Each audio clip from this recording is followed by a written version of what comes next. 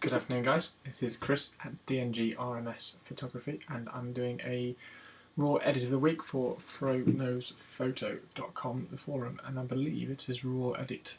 Yep, it's raw edit 48. It's a baby photo, and as I said in last month's, or the last raw edit that I did, I was talking about Lightroom and the Photoshop and the difference between the two, and I was just making the decision that Photoshop would be a better program to make one particular photo look fantastic. And then Lightroom is one where you can do a complete shoot. So we're going to edit this raw file today in Photoshop. I've got a couple of new things that have come since my last video. I have my Wacom tablet, so I've got my Wacom pen and tablet down here. I've only got the small one, which from my years as a graphic designer, it was plenty big enough when I had a small one, so I didn't see any reason to get anything else, so I've just got a small Wacom tablet. Here it is. Fantastic little thing. I'm loving it, really getting used to it, and there's a few things which I'll talk about in the video. And then the other thing that have just come today is my RS Sport. So my Black Rapid RS Sport, so I'm looking forward to unpacking that and getting that on the camera. But this one is a raw edit video, so we'll have a look at this file. So I'm going to drag this onto Photoshop here. Photoshop's already open. I'll open it up in Adobe Camera Raw. Now there's two things I want to do here. We obviously want to sort out the picture, get it nice and sharp, change some of the exposure, get the contrast up, but also what I'm going to do is use one of the new Photoshop buttons or processors in here called the Content Aware Scale. I think that'll be fantastic. I'm just going to try and do a completely different take on this photo than you would possibly see on the rest of the forum. So what we're going to do straight away, these are the sliders which are very similar to the ones in Lightroom. That's the only issue with the Wacom. If I'm doing very, very small changes down here, occasionally when I lift off the pressure, it changes a number. It's being very good at the moment, so that's a good thing. Right, so let's have a look at the temperature straight away. We'll try and warm it up a little bit, but don't take it to the greens. Exposure looks pretty good. There's a slight spike, so we're just going to pull it back a couple of stops, or half a stop. There we go. And I've been playing recently with the fill light just to see if I can get away with just bumping it slightly, give it a little bit of sheen, and then it allows me to really push the blacks and the contrast up a little bit further on portraits such as this. So we're going to move the contrast up as well. Maybe room for slightly more of a warm temperature. I absolutely love the photo, it's fantastic. Oops, getting used to Lightroom here. Lightroom, you zoom in and zoom out with a single click. Absolutely fantastic. And with golden hair as well, and bring that out with the yellow as well. So we'll get that to fit into view. Pull the clarity back a little bit. Want to keep it a nice, smooth, soft, smiley baby photo. Pump the vibrance up just a little bit, just to bring out the yellow of the hair. Not entirely sure I like these bits up here, but we might do something in Photoshop with those, just try and drop them off. Not entirely sure yet. Don't like them growing out of the back of his head. Highlights, always good to push some highlights up in a portrait. A little bit of lights. Move the darks, don't want to move the darks down too much, although having said that, that is fantastic.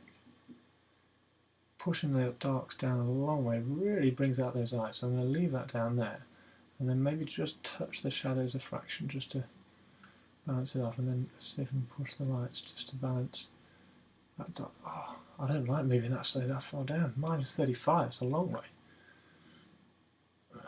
There we go, so that's looking absolutely, I'm really liking that, so sharpening 30, and then let's just mask it off and get the edges rather than the textures sharpened. Don't need any luminance, don't need to touch any of that. I'm not going to go grayscale. I'm not going to do any split toning, we don't need any vignetting either, because we're going to sort that out in a second. So put that back to 0, double click to go back to 0. Right, that is looking pretty sweet in terms of where I want it, and we're going to open the image now and we're going to have a look at this Content Aware Scale. Content Aware Scale is fantastic for filling in areas of a photo that you don't want. So what we're going to do is I'm going to try it's something that I've never seen done before, and there's probably a very good reason for it because it doesn't work as a photograph. But I'm going to see if we can make a bit of a panorama in terms of the length, and then just put the baby comfortably in the size. So canvas size here. What we're going to do, if we click on the relative here, so I can add a percent to the width of the picture. So if I put in there 20%, it's going to make the picture 20% wider. I'm going to make it 50. Let's go for 50% wider. Okay, so it's made it 50% wider, and obviously now you can see I've got big white spaces on either side. If we turn this into a background, actually, let's go back on here, turn it into from a background to a layer before we do the canvas size, and then we'll get 50%, and then we'll get the clear background here. So I'm going to make a decision now. Where do I want the baby looking? Do I want the baby looking to the right, or do I want the baby looking to the left? I'm going to put him over here. Okay, so obviously once I've pushed him over here, I've got all this big space over here to play with. So what we do, you go to Edit, and down here just above the transform, we don't want to transform it, we want a content aware scale. That's the shortcut, which looks like Alt-Shift-Command-C, which you need about 8 fingers to do that one, so a lot easier. Just go Edit and Content Aware Scale. Now you'll get exactly the same scale buttons, the tabs coming up into the corners. Obviously, again, it's really important that you make sure you hold down Shift when you're doing the corner ones. But what we're going to do, if we just fill that back in, if I drag this up, it's going to stretch the background, but not the baby. Now I love this. It's absolutely just. We can put him over here and then stretch it again this way. There we go. We now have a panorama with a baby with an absolutely massive elongated bed. And curiously, I quite like the baby over on this side. So I'm going to leave him on this side here. Leave this space over here. And what I'm going to do is darken off and just vignette, or not particularly vignette, but fade in, graduated filter, fade in these sides here. So just stretch it out a little bit further. I'm not sure how it affects the quality of the image, but I'm guessing it's not going to change it too much. That it's going to take away from the quality, because obviously Photoshop's particularly clever in terms of this. And do we want to? Now, if we pull that down, A, I'm going to have less of these to clone out, and B, it just holds them in the third a little bit better. So let's do that, and then obviously double click to accept that change. Or of course you've got the little tick box up here. And once this has gone in, I'm just going to crop this away. So I'm going to crop in across there. Dink, there we go. If you go near the edge, click, it just snaps to the edge. And there we go. Now, let's see if we can just. Now, there's two ways that I could do this, and because it's very a really nice blown out background, we might get away with just a simple spot healing brush. So spot healing brush up here, and what we're going to do is make a nice smooth round circle. We're going to colour in here. Now the good thing about the Wacom tablet is if I let off the pressure, how's that going to cope? It should cope fairly well. There we go. If I let off the pressure, I can get. I'm just going to show you with this one. So if I push down hard, you get a big, and then if you can fade it out, I don't think go that. I'm just going to undo that because we don't want anything in there. Right. So if we can just get all that out. It's making quite a harsh line, this is. So let's go back on here and just take the hardness down on this. Try again on the tops. It's not coping very well, this spot healing brush, so what we're going to do, instead of that, we're just going to do our clone stamp. Put the size up a little bit.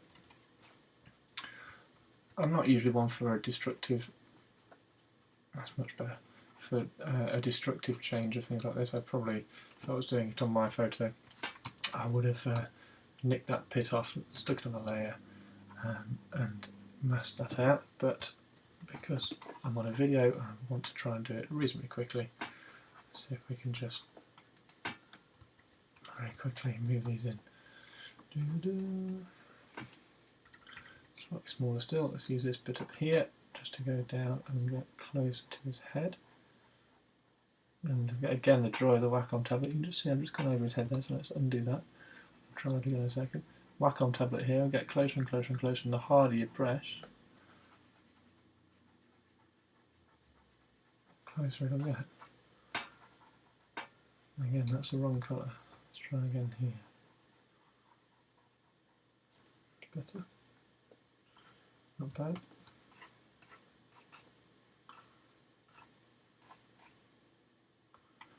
I'm just grabbing bits that I think look about the same colour as the background that we're working on, just to try and get away from making the background look bad, which I'm not entirely convinced I've managed to do.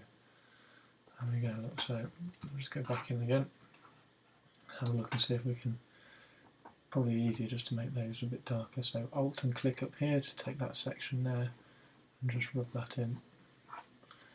Let's just take the opacity down a fraction, just some opacity, and just rub this bit in until you can't actually see what we've been doing.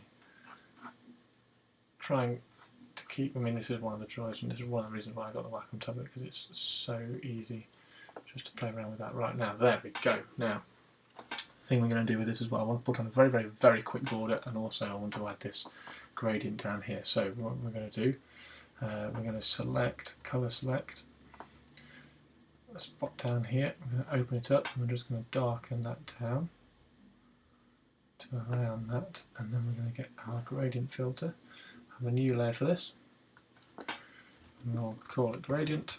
I like labeling the layers. Here we go, so we want to make sure we've got background, and then we want to go to clear. So that's background and then opacity to clear. Okay, so we've got, sorry, foreground. The foreground here is that dark grey that we selected here and then made a little bit darker, and then all the way through to here. So here we go, I always get this wrong around. Hold down Shift, make sure it's a straight line. Yes, I've got it right this time. There we go. Lengthen this out a little bit. And if we catch a blend mode, once we've clicked OK, blend mode on this, that's not bad. And then just move this opacity down, just make it a little bit further in, just so it's nearly catching the baby here. And you can see we've darkened that right in, just move that opacity down a fraction more, we don't want it to be quite so evident. There we go. So we've multiplied that layer there, that's held your eye a little bit further in here, and I might just duplicate that layer and just pop it back over this side as well. So I believe if we select the move tool and hold down Alt, it'll make a duplicate layer. There we go. And we just want to flip that around. So transform, flip horizontal, dink, and that's going to stick it over that side. And then transform that right down so it's not touching the baby. We might just, if I just pull that out a fraction further, and then because it's only a very simple layer here, I would usually use a layer mask. I don't like doing destructive stuff, but 100% of pasting and then just rub out just on this gradient layer bits that we've got there. So if we'll have a look at that, there's a slight change in that gradient layer there. Okay, there we go. So last thing to do, just add a very quick border. Okay, so let's flatten this down, flatten the image down to that, so that's our background. We want to make this back to black and white. I'm going to have a black border, very small black border, so we're going to go to canvas size, making sure black is on our background layer, because when we change the canvas size, we want the background to be black. And again, we're going to do this relative thing again. At the moment it is 33 centimeters high, so quick bit of maths or a quick guesstimation, let's make it 2. So 2 centimeters, that might be a bit steep actually, let's make it 1. 1 centimeter by 1 centimeter, and that's going to make a 1 centimeter border in black all the way around. That is way too thick, let's undo that. Let's go 0.5 centimeter, edit canvas size. So 0.5, let's put 0.4 just to make sure it's nice and fine. And I want a nice fine black line all the way around, there we go. And then what I'm going to do, flip it to white again this time. This is just the flip side of the way I did the border on the Adam Lerner's New York Photo Week. And then what have we got? So we've got a height of 33 centimetres. Let's put a 5 centimetre white border on that. Again, relative is clicked in here, so it's going to add 5 centimetres onto it. I've got white as my background, click OK, and there is my border there. Okay. And then if I wanted to, Adam Lerner's, I popped in, put in Adam Lerner's, I think it was Betsy Johnston runway. I'm not going to put that on here. I'm actually tempted to make it a slightly larger border, but that's going to be keeping like that. And there is my FroKnowsPhoto raw edit of the week number 48.